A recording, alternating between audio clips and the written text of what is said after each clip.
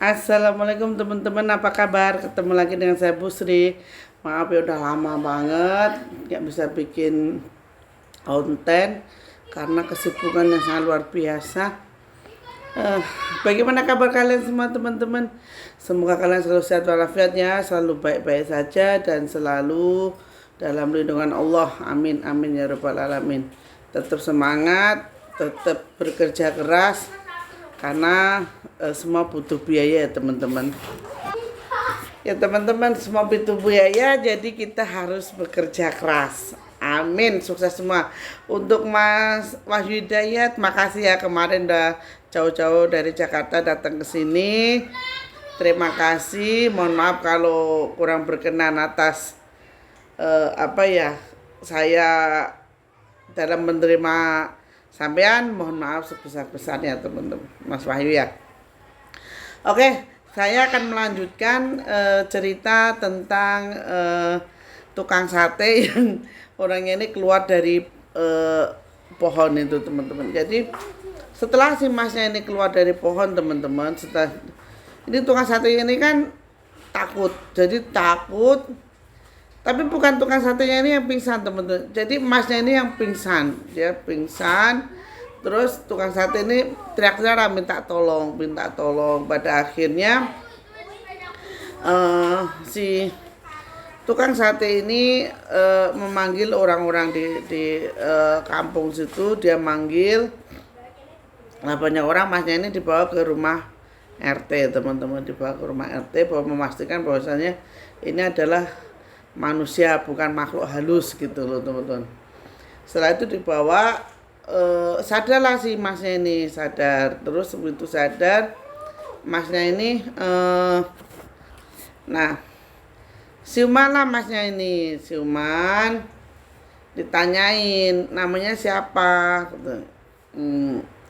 Dia nggak jawab, nggak tahu rumahnya di mana, dia juga nggak tahu. Pada akhirnya dicarilah itu identitasnya teman-teman, dicari identitasnya, dicari, ketemulah identitasnya. Akhirnya sama warga ini dilaporkanlah ke salah satu polisi. Nah polisinya ini menghubungi polsek setempat bahwasanya apakah ini benar warganya. Jadi saling berkomunikasi, pada akhirnya ketemulah rumahnya teman-teman.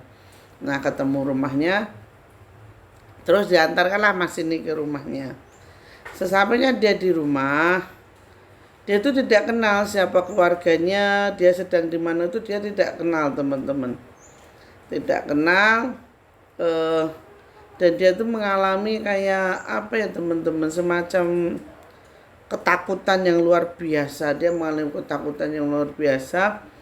Pada akhirnya masnya ini sama keluarga dibawalah ke sebuah tempat penyembuhan kayak gitu teman-teman. Di situ kayak pondok gitu loh, pondok dibawa di situ. Nah selama di pondok ini penanganan dari si masnya ini luar biasa teman-teman, luar biasa.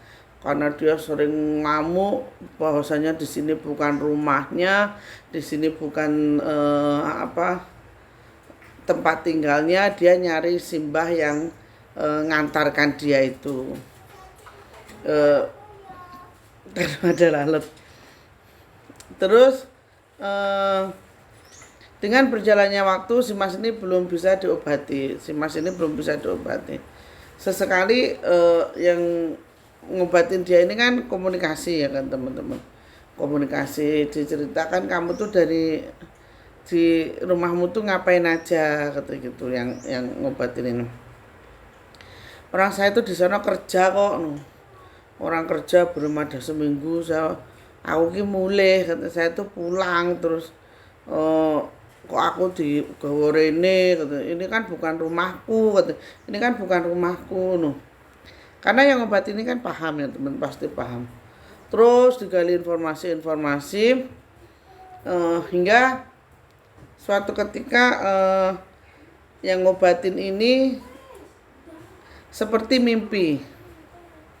Sebenarnya nggak mimpi, dia dalam posisi hanya duduk habis baca Al-Quran kayak kelep gitu loh teman-teman. kayak tidur sebentar. Nah, yang ngobatin ini dibawa ke suatu tempat di daerah itu tadi. Dan tempat itu nyata adanya ada di lereng Gunung Lawu. Jadi ada tempatnya itu di mana dia ada. Terus ditunjukkan bahwasanya kalau anak ini mau sembuh, maka dia harus diantarkan kembali ke sana, diambilkan getah dari pohon yang ketika dia itu keluar itu loh teman-teman.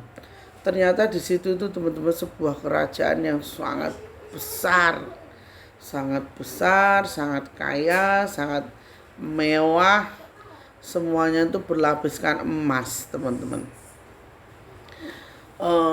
Dan si bapak yang ngobatin ini, dia hanya bisa berkata subhanallah, walaupun kalian memang di alam jin, tapi mohon jangan ganggu atau lepaskan saja anak ini, karena anak ini harus menjalani kehidupannya, kan gitu, harus menjalani kehidupannya dan biarkan dia menjalani kehidupannya.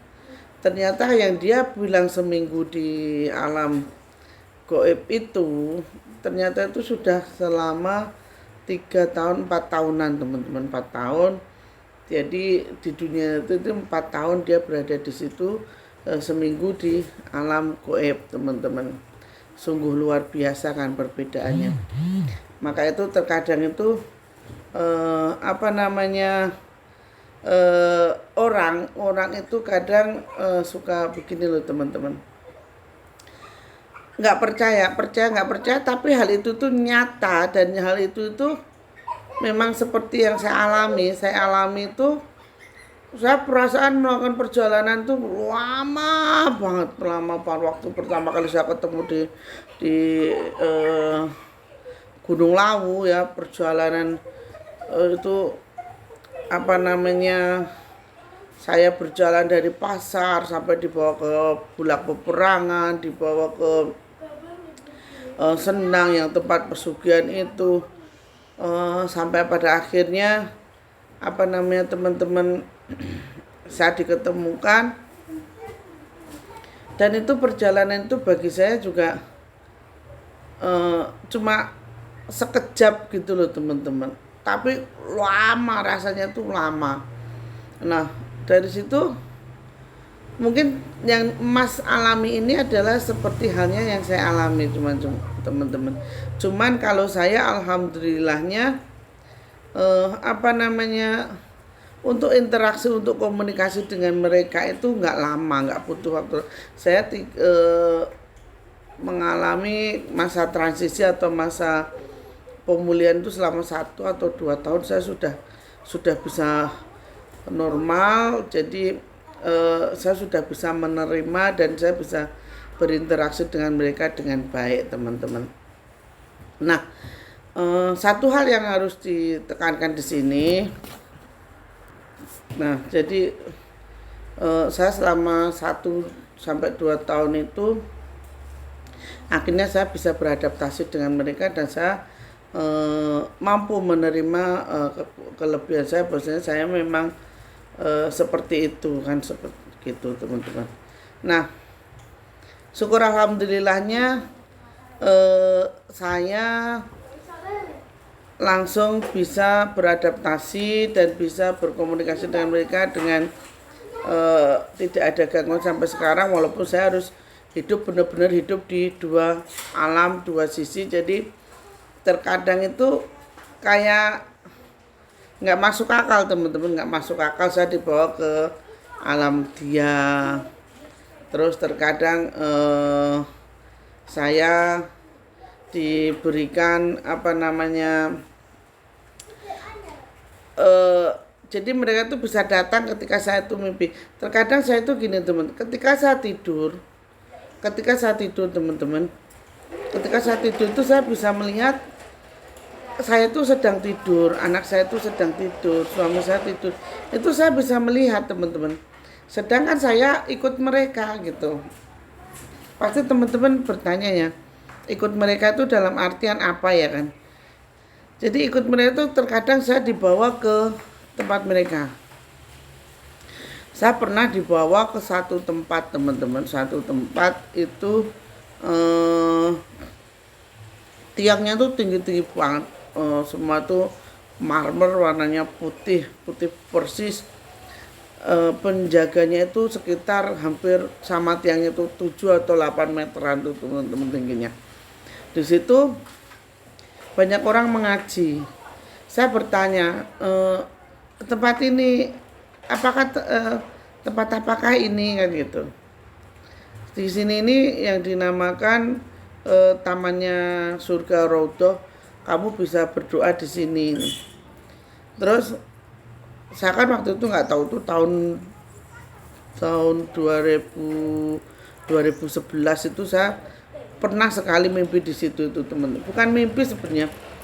Jadi saya tuh tidur waktu itu saya di apartemen Casablanca Mansion, saya tidur terus saya tuh melihat saya tuh keluar dan digandeng oleh 2 orang tinggi-tinggi laki-laki itu tinggi-tinggi. Terus saya dibawa ke situ. Akhirnya pun saya berdoa di situ dan dia tuh bilang gini, ayo kembali ke tempatmu, ke asalmu. Nah setelah kejadian satu pun pulang kembali teman-teman. Hal semacam ini memang tidak bisa dinalar dengan logika teman-teman, akan tetapi saya mengalaminya.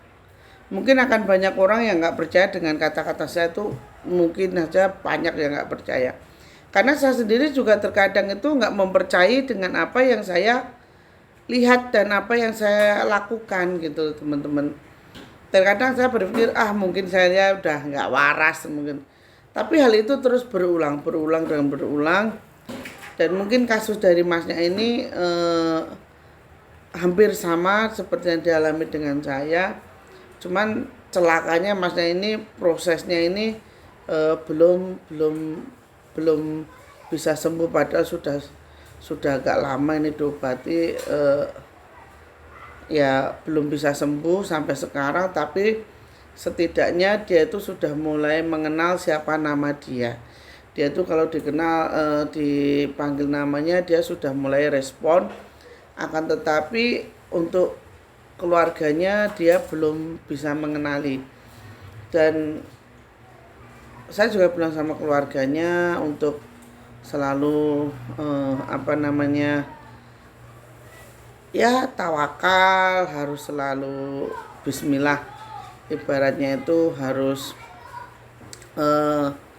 ya lillahi bismillahi, dan insya Allah masnya ini sembuh. Entah kapan kita doakan masnya ini sembuh, karena proses yang harus dilalui itu tidak mudah dan tidak gampang. Bagaimanapun seseorang yang sudah pernah masuk ke dimensi lain itu akan sedikit banyak terpengaruh oleh dimensi itu sendiri teman-teman. Jadi jangan meremehkan, dikira dimensi kita itu hanya dunia nyata saja, akan tetapi dimensi kita ini juga ada dimensi lain yang harus kita percayai bahwasanya itu ada ya teman-teman. Bukan maksudnya kita menyekutukan akan Allah atau apa, karena Allah pun sudah menjelaskan bahwasanya ada dunia selain dunia manusia yang harus kita percayai gitu teman-teman. Oke teman-teman, akhir kata hanya itu yang bisa saya sampaikan.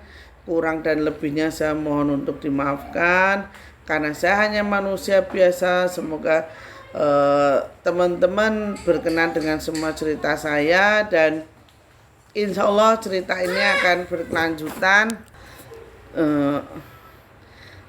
Jadi kayak itu sama bocil.